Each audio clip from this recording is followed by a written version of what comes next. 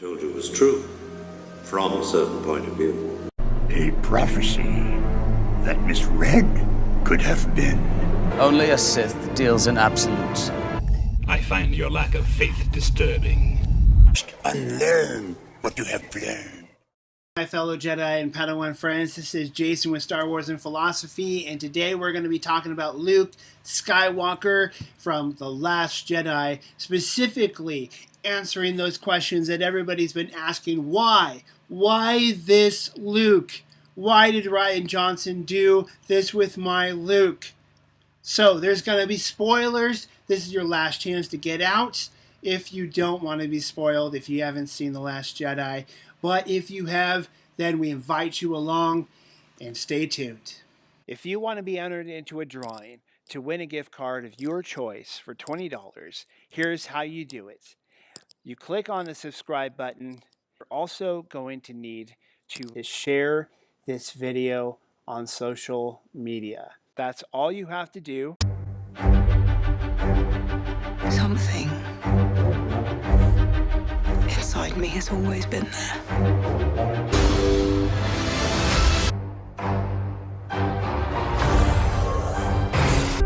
You've seen this place. Only in dreams. Who are you?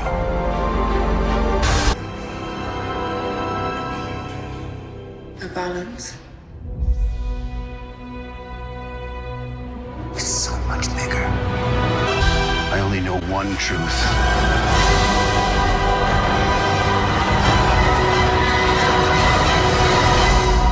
It's time for the Jedi to end. Breathe. Now, reach out. What do you see? Resistant ray. If you want to know what made everybody so mad about The Last Jedi, all you have to say are two words: Luke Skywalker. And it's not everybody that it made mad. In fact, it's actually the minority that didn't like The Last Jedi, or that is upset about it, even going so far as to put in death threats to Rian Johnson, or demand that they remove The Last Jedi from the Disney, from the Star Wars canon timeline. There's few people going that route. Most people actually liked it, or there's certain things they liked, certain things they didn't like, just like any movie. But when it came to Luke Skywalker, it really, really touched a nerve. Episode 7, The Force Awakens, that came out, and Luke didn't say one line. Not one line. And it's interesting because Luke didn't say that much, but then Mark Hamill, the actor who plays Luke, started shooting off his mouth in a lot of different interviews, expressing how he fundamentally disagreed with Rian Johnson on the choices that he made for Luke. But he's recently come out and said that he's sorry that he said those things so publicly. He said actors have those differences of opinions sometimes with the director that they're working with, or maybe think that things should go in a different direction, but usually it's a lot more private than it was. I never intended for this kind of division, or people using my own words against the movie that I was in. And people are saying this is the best portrayal of Luke Skywalker in any of the movies, and I have to agree with that. I honestly, I never really got the fascination with Luke Skywalker. I grew up, with the original trilogy and watching it, and, Return of the Jedi was my favorite movie, and it was cool. But honestly, I saw Luke as kind of a whiner, and I thought, I saw Harrison Ford and Carrie Fisher and, other people from Star Wars just take off and their careers take off. And Mark Hamill, thank goodness Star Wars worked out for him, because he didn't have a whole lot. So I never really saw, but part of that is because I didn't get into the Legends material. Okay, I never really read all those books or saw any of the cartoons or any of those types of things. And so because of that, I didn't know the Luke Skywalker that all these people are so upset that Luke Skywalker didn't ever get to make it onto the big screen. Okay, the Luke Skywalker who pulls down Star Destroyers, and all those kind of things. But I have to say, what they did with him at the end of this movie was absolutely amazing. Absolutely amazing. So, why this Luke? And let's just focus in on Octo. Rey shows up, lightsaber extended. Hey, we need you back. He picks it up, throws it over his shoulder like, I don't care. Which, ironically, that's the last thing he did in the movies with a lightsaber, right? And Palpatine's throwing him, he tosses it off to the side, I'm not going to fight you. And then Vader comes to his rescue after he's Force lightning and all that kind of stuff. Now, what is going on with Luke? There's a couple of things going on, and I'm going to deal with the second thing in the next section here. But the first thing is this. Luke is actually not acting that differently than Yoda did when he first went to him for training.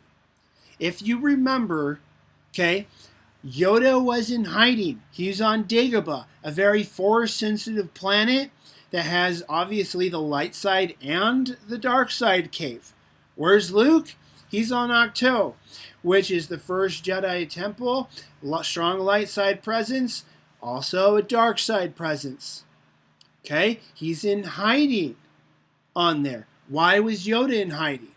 Well, because he allowed Palpatine to get in control, and he lost the fight with Darth Sidious, and so then he says, we got to go into hiding. That's the only chance we have.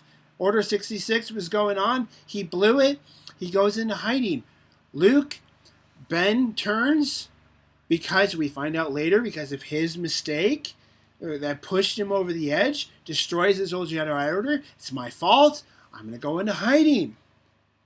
Okay? He's in the mindset, like, hey, I messed up royally. I'm the problem, and I need to go away. Okay? That the second thing is that the other way that he's like Yoda, when Luke first shows up to see Yoda, Yoda's playing with them, right? He's toying with them. He's saying like, you seek Yoda, right?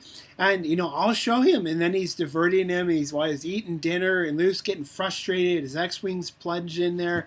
This little green alien, is frustrating me. I need to get to Yoda, right? Yoda the whole time. And we have other things that are going on. People are talking about how Yoda would rather train Leia because of this and this. And I'm not going to talk about that right now. But what Yoda was doing was what good Zen masters do. It's exactly what Luke was doing. There's a sense in which Luke didn't want any part of this, but then there was also a sense in which he also felt an obligation to Rey. And he did have a compassion for what was going on, knowing that also he was a big part of allowing it to happen. Okay, so he's trying to figure out if Rey is a worthy student, the same way that Yoda did with him. He's toying with her, like, reach out to the Force. Oh, that's the Force, slapping her on the wrist with the, he's, who are you? His questions, who are you? Why did they send you? What's special about you? Okay, he's kind of showing this apathy on the one hand, but then he's like following her around the island. He's watching her as she's doing her lightsaber practice. And he's, he's following her she's curious about the Force. She's going into the Force tree. I want to protect her and keep her from getting the Jedi books, And so this whole conversation and dialogue, it's a Zen master. It's a very Taoist thing. One of the things that people are really missing about The Last Jedi is that it's bringing Taoism into Star Wars. That Star Wars was always this weird enigma where it was almost people were reading Christianity or, classic good versus evil into it. That's not what it is, okay? Balance between light and dark. That is Taoism, the yin yang. They even have it in the Prime Jedi, that little thing that's in the Force tree. Okay, so so that's what's going on with Luke. Okay, he is in a very discouraged place, but he's legitimately believing that he is part of the problem. Okay, and if he can just go away, if the Jedi can just go away, then that would be a huge part of solving the problem. And we're going to get into that more in this next section. I've seen this raw strength only once before. It didn't scare me enough then. It does now. Kylo failed you. I won't. This is not going to go the way you think. He's seen as the legend, and so we got these legends of Luke Skywalker that are out there, which, you know, for the Legends fans, they did throw you a bone there. Okay, they're not saying necessarily these things are true. These are the stories, the myths that have been told about Luke Skywalker. Okay, some of them are true. Like we got the fishing scene in The Last Jedi was straight out of, you know, that's where he learned how to fish. The story is in the Legends of Luke Skywalker. Okay, so you got that. So Kylo was already, as Han put it, I think he had too much Vader in him. So Leia, in her desperation, sends him to Luke. Luke, in his arrogance, believes, I can train my nephew. And even believing he was the chosen one. Okay, even going so far, he saw this raw strength, and he says, it didn't scare me enough then. It does now. Now, what it did scare him. And what did Yoda say about fear? Fear always leads to the dark side, and once you go down the path of the dark side forever, will it determine your destiny?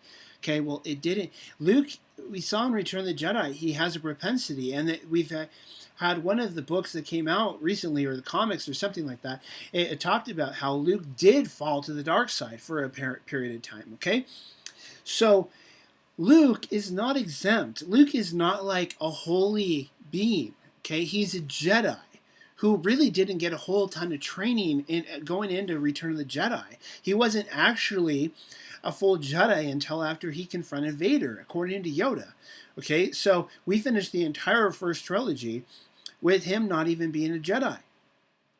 And then we have him, you know, starting, he kind of goes off, and then he starts this new order, and Kylo, you know, he senses the dark side in him, and then he says, in a moment of weakness, I went to confront him, and he pulls out the lightsaber and ignites it, and he says, just for a second, you know, I thought I could end it. I thought I could just, again, he playing the role of the savior, and so he thinks, I'm going to take him out, but then it's only a split second before he changes his mind.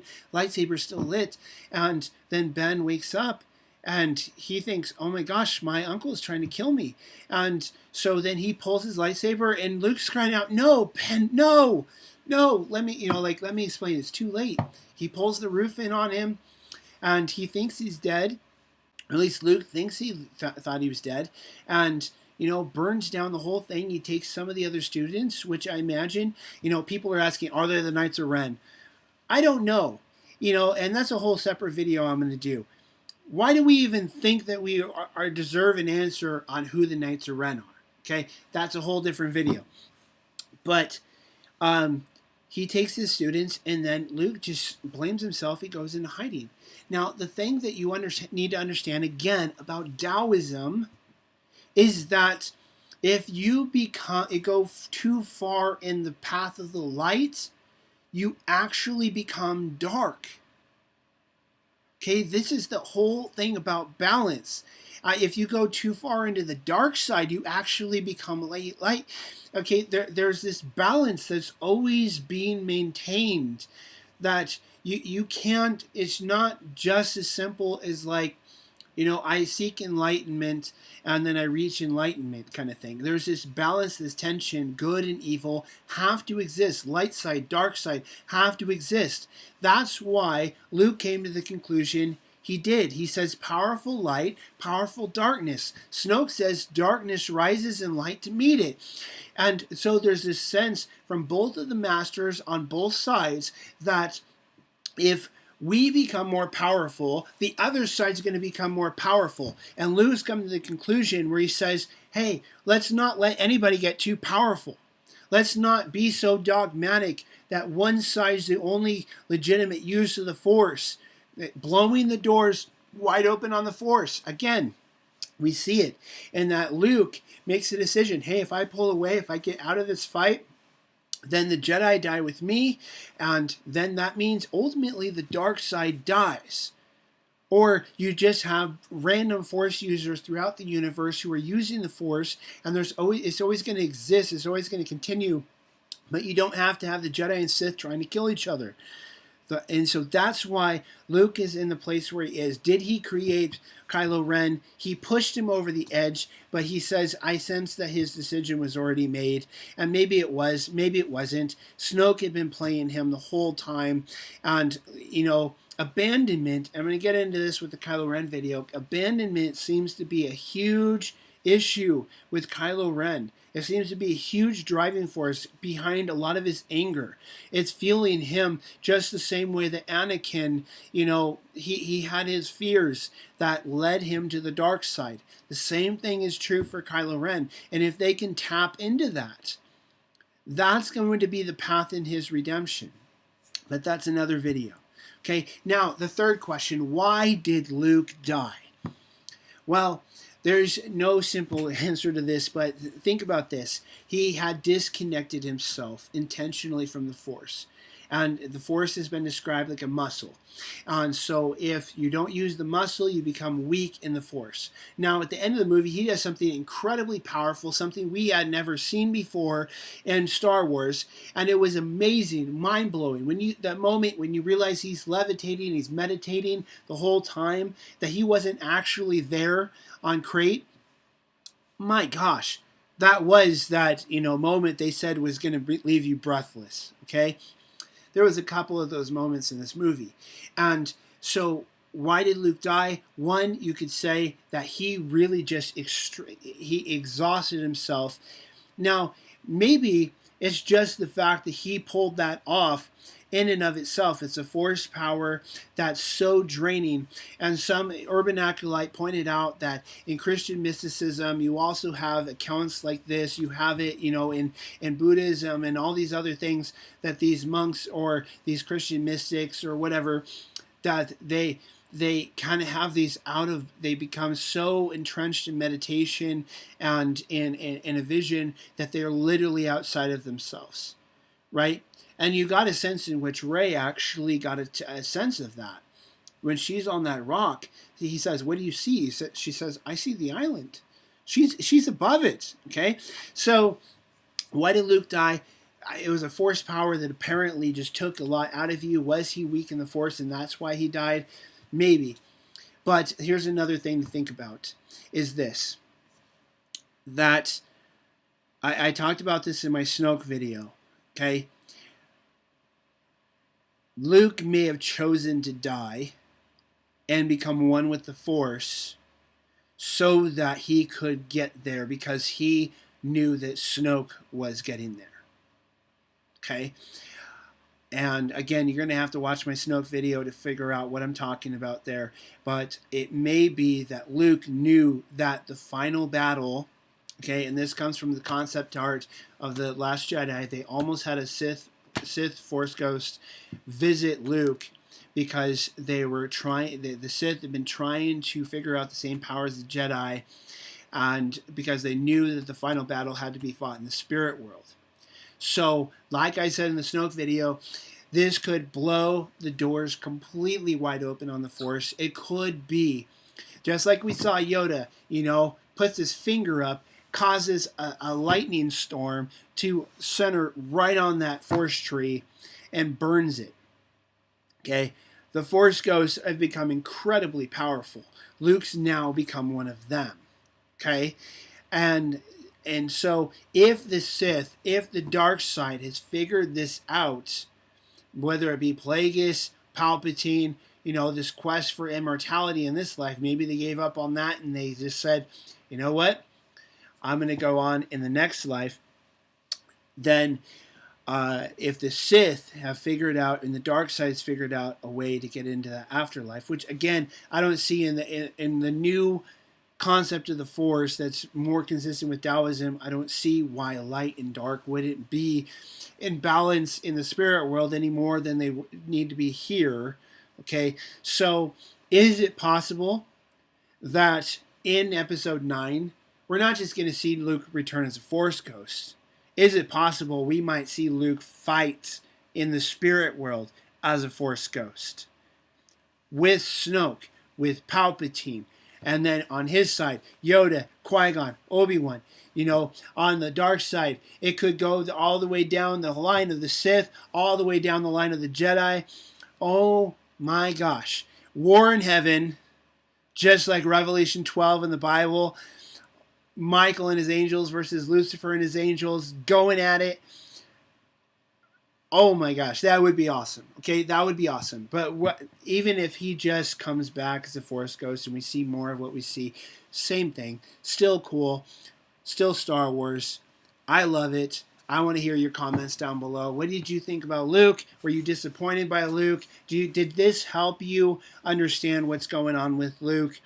Have you seen The Last Jedi a second time? Did it help you as you on some of the things that maybe you expected to see, you didn't have it the second time going in? I want to hear your comments down below. And until next time, may His Force be with you. Now, fulfill your destiny. I want to encourage you, if you haven't already, please like, subscribe, and share this video with others and this channel with others. It helps every time you do that.